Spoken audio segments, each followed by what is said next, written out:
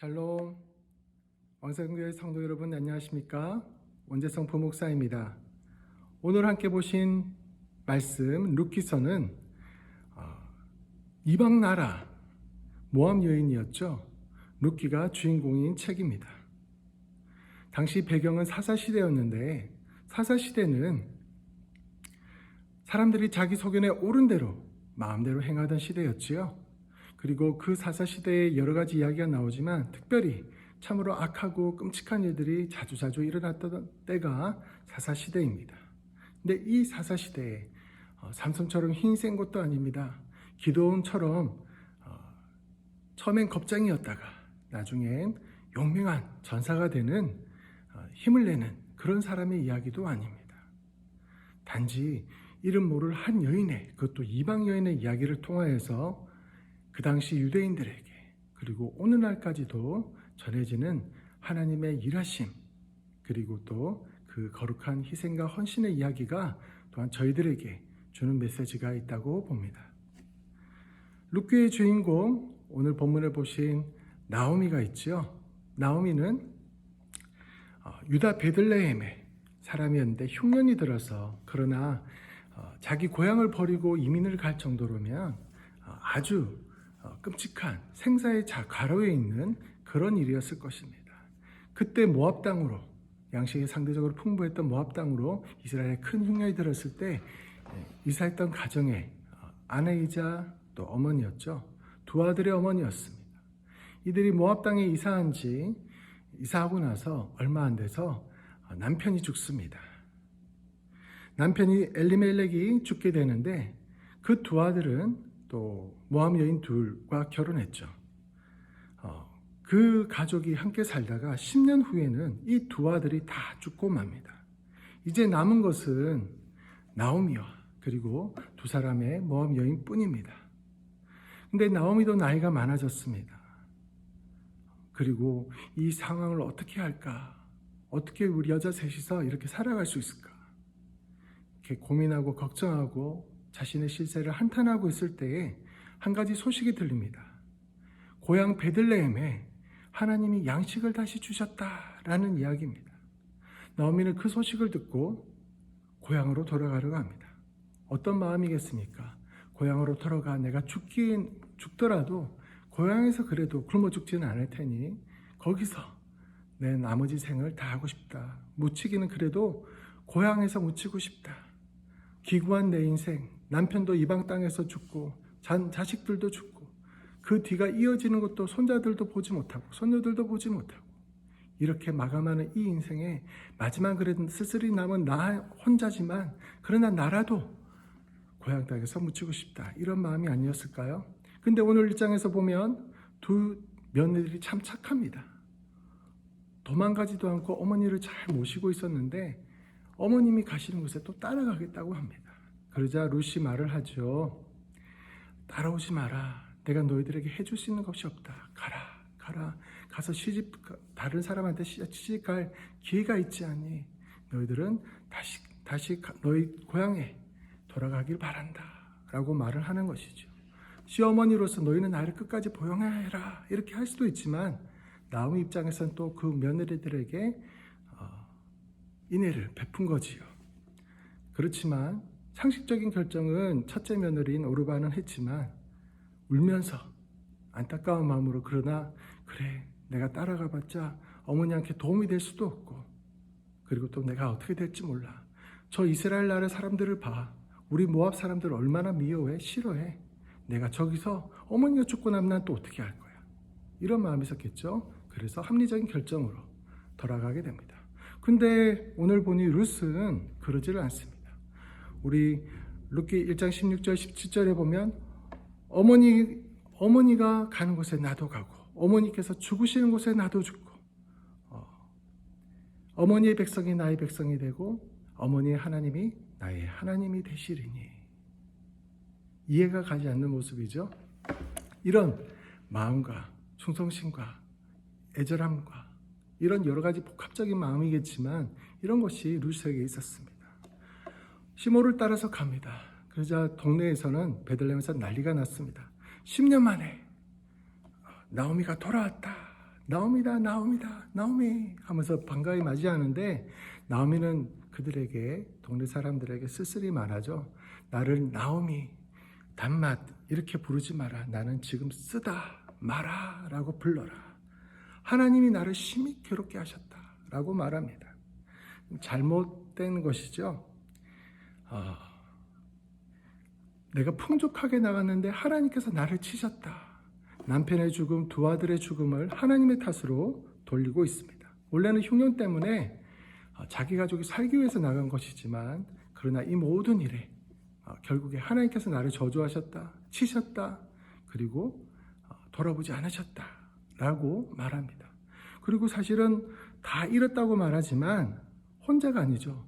자기를 끝까지 보살펴주고 따라와준 룻이 옆에 있었습니다. 그럼에도 불구하고 남편의 일, 아들들의 일, 그것으로 머리가 꽉 차 있어서 자기 옆에 누가 있었는지 마치 없는 사람 취급한 거잖아요. 그렇게 룻에 대해서 취급합니다. 그럼에도 불구하고 그런 취급을 받은 룻이지만 나오미를 위해서 일하는 것을 봅니다. 2장 3장에 보면은 나오미는 집에서 별 일을 안 해. 계속 끙끙 앓아요.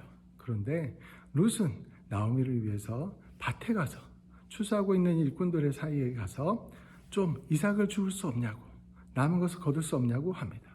원래는 추수 다음에 거둬야 됩니다. 추수가 모두 끝난 다음에 떨어져 있는 이삭들을 고아 가부들을 위해서 남겨줄 때 그것을 가져가야 되는데 그렇게 하지 않았죠. 먼저 보아스에게 가서 빕니다. 마침 그것이 보아스의 밭이었습니다. 그러니까 일꾼들에게 말하니까 일꾼들이 보아스에 말하고 보아스가 또 그 이야기를 듣고는 허락을 해줍니다. 왜 그랬을까요? 룻이 예뻐서 그랬을까요? 아니죠. 이야기를 들었습니다. 모두가 다 이스라엘 사람인데 나오미가 돌아왔는데 그 옆에 한 이방 여인이 왔는데 그 이방 여인이 시어머니를 그렇게 모시더라. 그렇게 잘 모시더라. 지극정성으로 섬기더라. 이런 이야기가 들렸겠죠. 그러니 기특한 마음에 인애를 베풀어 줍니다. 가져가시고, 그리고 일꾼들의 말에서 일부러 떨어뜨리기도 하고 더 주게 하기도 합니다. 이런 이야기들을 통하여서 나오미가 힘을 얻죠. 하나님 나를 버리신 게 아니구나. 이런 귀중한 음식과 양식을 정말 생각지도 않았던, 사람 취급도 안 했던 이 며느리를 통해서 뭔가 하나님이 일하시는 게 있는가 하고 보게 되겠죠.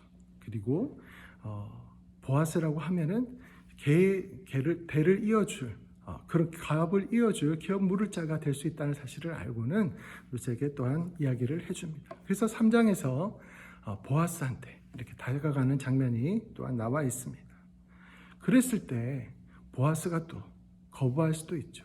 그렇지만 그가 룻의 그 마음을 보고 자신의 유익을 위해서가 아니라 나오미를 위해서, 이 가문을 위해서 또 당신이 그 기업 물을 자입니다 라고 자신을 드리는 그런 모습을 통하여서 참 탐복을 합니다. 현숙한 여인이란 말을 합니다. 그래서 정식으로, 그렇죠? 보아스 정도의 재력가 있으면은 그냥 다른 취급할 수도 있고 한데 그 정식으로 그 모든 빚과 채무를 다 맡아주는 역할들을 하게 됩니다. 그리하여 마침내는 1장에서는 탄식으로 시작되었던 이야기가, 자녀가 없고 대가 끊기고 아무것도 없었던 그 이야기가 룻기 4장에 가서는 자녀들이 10명이나 자손들이 계속해서 이어지는 이야기와 우리가 잘 알듯이 다윗의 족보가 이렇게 되는 이야기가 나옵니다. 오늘 본문에서 1장에서처럼 나오미가 이런 상황을 알았을까요? 이런 상황을 알았다면, 하나님이 이렇게까지 행할 수 있는 줄 알았다면 하나님 앞에 그렇게 쉽게 원망하거나 불평하지 못했을 것입니다. 그러나 나오미, 그도 며느리들을 위해서 평소에 잘 했을 겁니다. 그때만 정말 영적으로 피폐해지고 정말 원망하는 마음과 세상과 이런 환경 때문에, 아픈 마음 때문에 그렇게 하나님도 원망했겠지요. 그러나 평소에 잘했기 때문에 인애를 이방 여인들에게도 며느리들에게도 이렇게 잘했기 때문에 며느리 따랐지 않겠습니까? 이런 평소의 인애와 그리고 정말 보아스의 그런 받아들임과 또 기꺼이 그 대가를 지불해주는 그런 모습을 통하여서 또한 우리가 예수님의 사랑을, 하나님의 사랑을 또 볼 수 있기도 합니다. 그러나 무엇보다 이 루세, 헤세드, 인애, 충성, 한마디로 정리할 수 없는 이 말, 자기의 유익을 추구하지 않고 남의 필요를 보고 그것을 보고 어떤 일을 할 때 자기 희생을 하면서 일을 하는 자세와 마음을 헤세드라고 합니다. 이 헤세드가 룻기의 곳곳에 이렇게 나오게 되지요. 나오미는 처음에는 하나님을 원망했지만 정말 하나님께서는 나오미에게 룻이라는 헤세드를 그리고 보아스라는 헤세드를 남겨주고 있었지요. 이 모든 것이 오늘 1장에서는 나오미가 하나님께 돌아와서 이스라엘 베들레헴에 다시 하나님이 양식을 주다는 이야기를 듣고 돌아와서 경험하게 되는 일입니다. 원망을 하더라도 하나님의 집 앞에 와서 원망하시길 바랍니다. 한탄을 하더라도 하나님의 집 앞에 와서 한탄을 하시길 바랍니다. 그럴 때 우리가 하나님의 헤세드를 경험할 수 있을 것입니다. 그럴 때 하나님께서 주시는 은혜를 경험할 수 있겠습니다.